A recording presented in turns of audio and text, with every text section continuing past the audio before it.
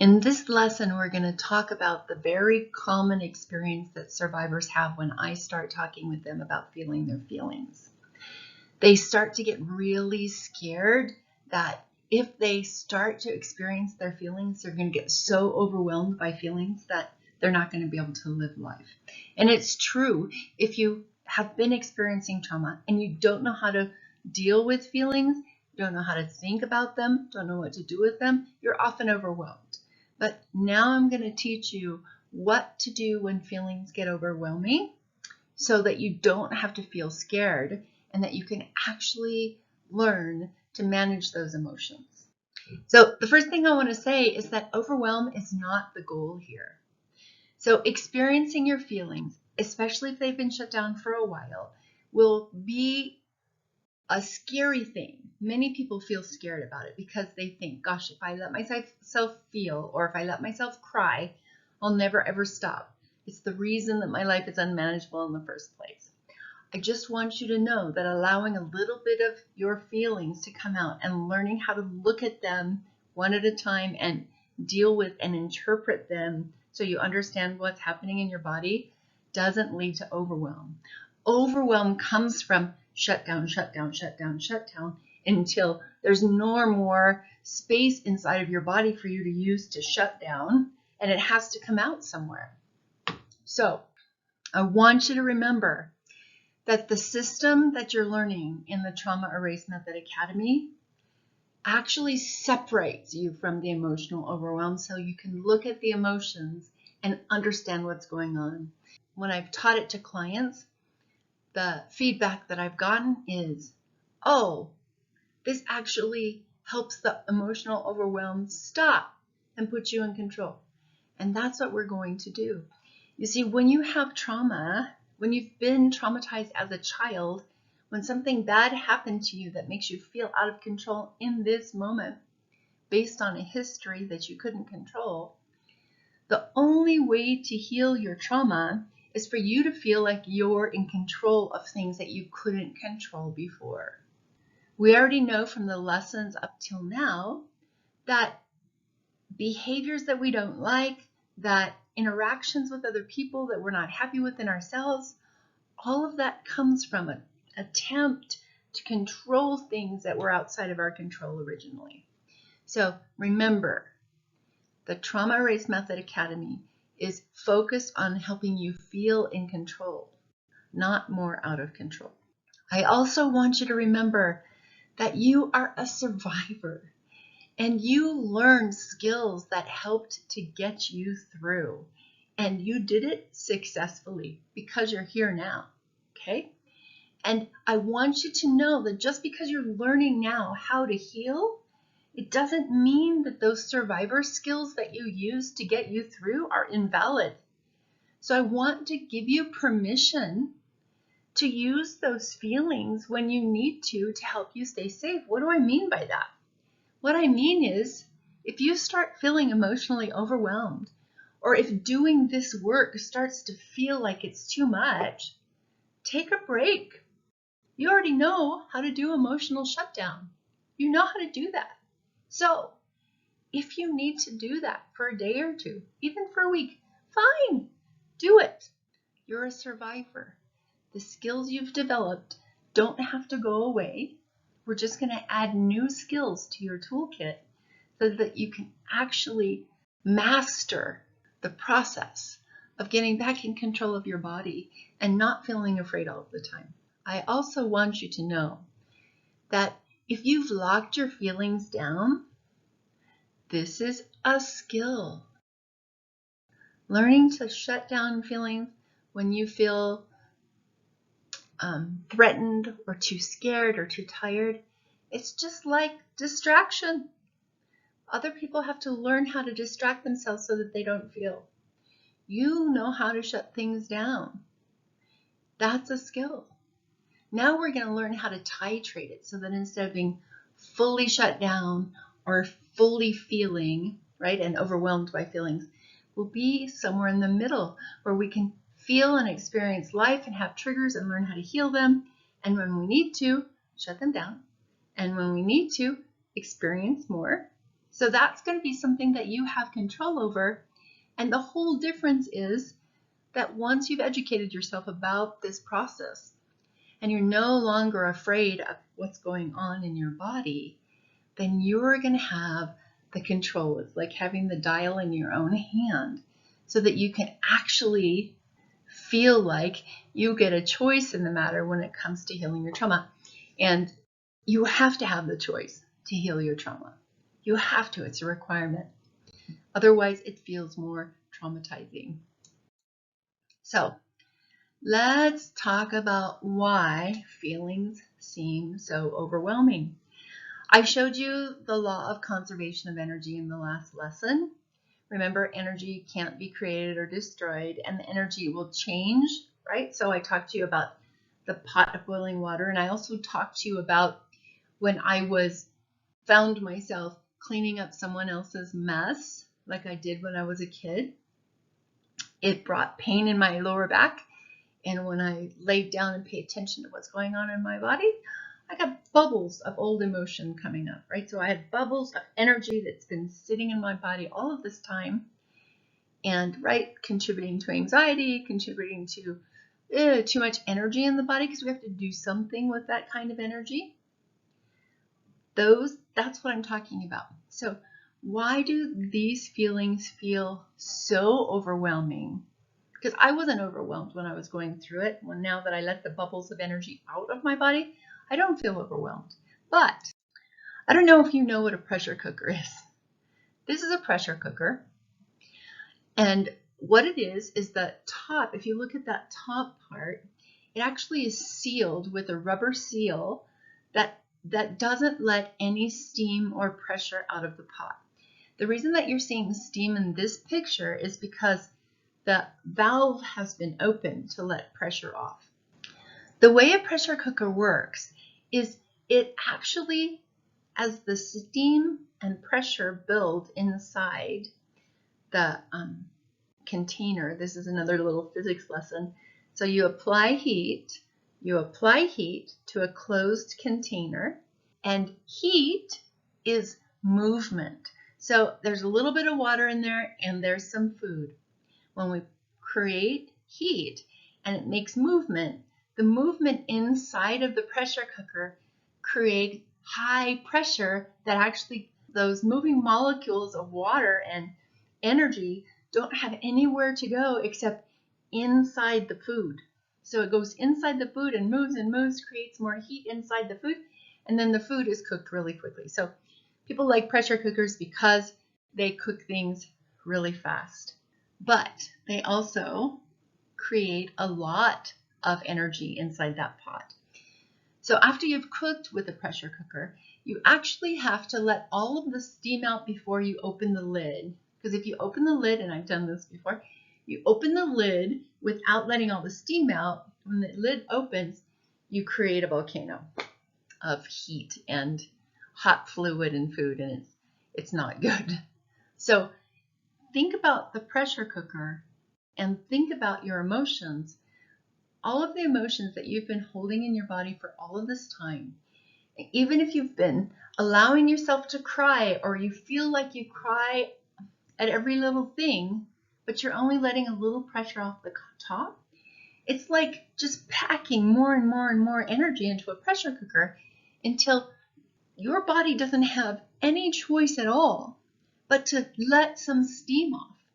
But if all you're doing is letting steam off, there's still a lot of pressure on the inside that makes you feel more anxiety, that makes you feel more scared when you're around people, that makes you more irritable maybe with people who you love. So what we want to do is not carry all of that energy in our body. Instead, we want to release it in ways that are healthy and that help us grow.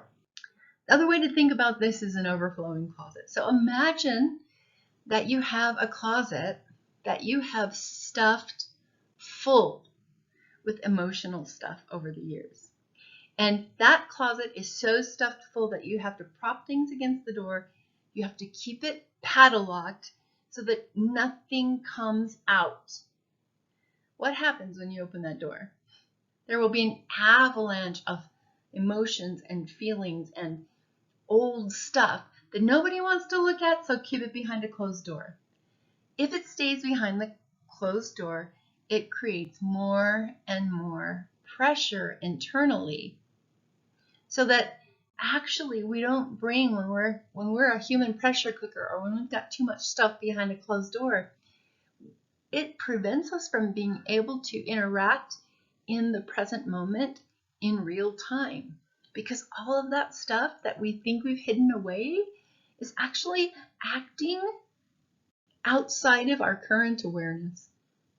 It's actually controlling us. It's actually encouraging us to make choices that are directed by the emotions that are still in our body, instead of making choices that are healthy and good for us today. So what happens is we think that opening that closet, or opening the pressure cooker, is going to be like this huge wave.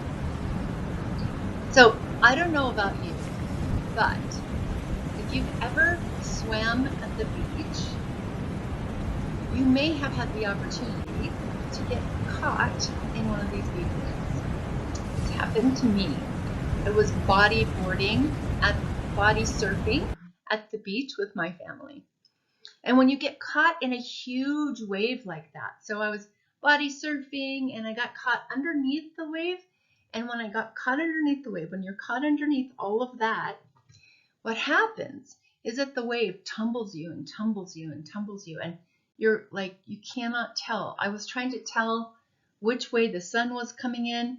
I couldn't, because I was being turned upside down and right side up so fast, I couldn't tell which way was up. And I was holding my breath. I had no idea when I was going to breathe again. And it was a very terrifying experience. Now, people thinking about what it's going to be like to experience emotion think that it's going to be like getting caught in a big wave. So they think that the wave will take them under, and that all of this emotion will keep them lost and spinning and not able to tell which way is up, until you feel like you really can't breathe. But the truth is, emotions don't behave that way. Emotions behave more like this.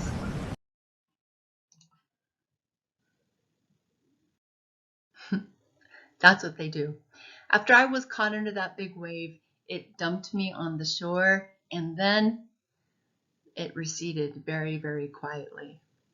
And if you've ever stood on a beach, what you can see when you stand on a beach is way off in the distance. So way back there where that rock is, if you're standing on the beach, you can see a beginning of a swell.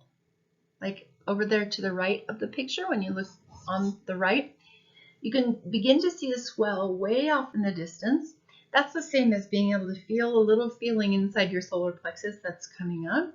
And then the wave will come, and you start to feel more feelings, and it starts to feel more real and more intense. And then once the feeling hits and you know what it is, the water goes back again where it came from. And that's what our feelings do too. They leave quietly after they show us what they are. The problem is that we get so scared of the huge wave that we don't know whether the feeling that's coming up for us is a feeling that's going to show up and then leave quietly, or annihilate us. And it's a reasonable fear, because when we were kids, we connected the feeling and fear of being annihilated with feelings of terrible fear. We connected those things and we stored them in our body because we didn't have any other choice. We had to store them in our body because there wasn't anything else to do with them because of the circumstance that we were living under.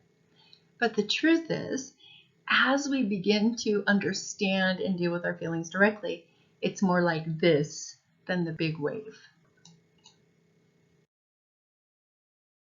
So, what we want to do is follow our body's wisdom. It's never a bad bet to listen to the body and pay attention to what our body is trying to tell us, and to learn how to follow that, whatever it is. So one of the things that I talk to survivors of domestic violence, or domestic violence, people who are in situations where there's domestic violence, is they actually so shut down their body wisdom completely that moms, for example, will go all day long without peeing. Or they ignore feelings of hunger until they don't feel hungry anymore, and they make sure everybody else eats. So when I'm talking about body wisdom, I'm talking about tap into what your body wants. Do you want to cry? Do you want to sleep? Do you need to pee?